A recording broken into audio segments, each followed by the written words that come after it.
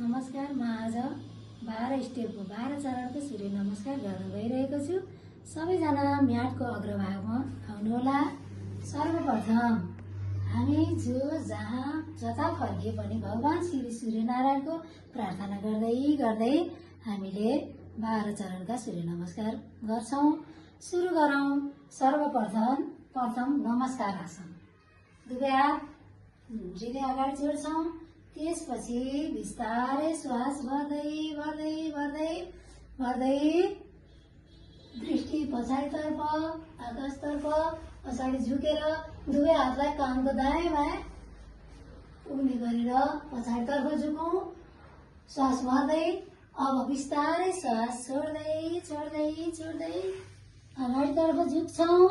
दुवै पैतालाको दायाँ बायाँ दुवै हातलाई राखेर दृष्टि घुँडातर्फ श्वास छोडेर अब देब्रे घुँडा पछाडि लैजान्छौं, दायाँ घुँडा अगाडि।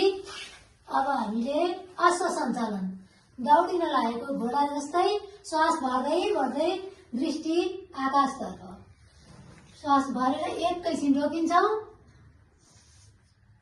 त्यसपछि अब दायाँ घुँडालाई पनि पछाडि लैजान्छौं।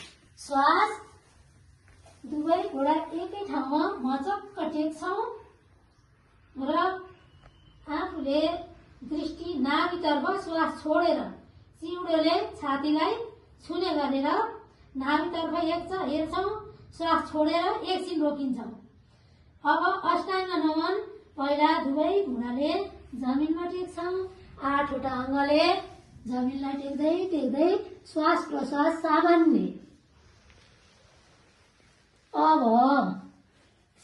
यो छातीलाई सिधा हुने गरी श्वास भर्दै भर्दै दृष्टि आकाशतर्फ भरेर एकैछिन रोकिन्छौं। पछाडिका दुवै घुँडा जोडिनु जरुरी हुन्छ। यो भुजङ्ग आसन हो। यो श्वास भरेर एकछिन रोक्छौं। त्यसपछि हामी फेरि दुवै पछाडिको घुँडालाई जोडेर मचक्क जमिनमा टेक्छौं। नाभितर्फ दृष्टि श्वास छोडेर दृष्टि नाभितर्फ चिउडोले छातीलाई छुँदै छुँदै एकैछिन श्वास छोडेर रोक्छौं। अब अर्को देब्रे घुँडा अघिको घुँडाको विपरीत घुँडालाई दुवै हातको बीचमा ल्याउँछौं। अश्व सञ्चालन दौडिन लागेको घुँडा जस्तै गरेर श्वास भर्दै भर्दै दृष्टि आकाशतर्फ एकैछिन भरेर श्वासलाई भरेर रोक्छौं। अब पछाडिको घुँडालाई फेरि अगाडि ल्याउँछौं।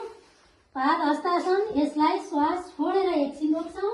दुवै हातले जमिनमा टेक्छौं। आफ्नो शिरले घुँडालाई छुने कोसिस गर्छौं। श्वास भर्दै भर्दै भर्दै भर्दै हस्त उत्तानासन। दुवै हातलाई कानको दायाँमा सिधा हुने गरेर दृष्टि पछाडितर्फ एकैछिन श्वासलाई रोकौं र अब बिस्तारै सामान्य श्वास प्रश्वास। नमस्कार।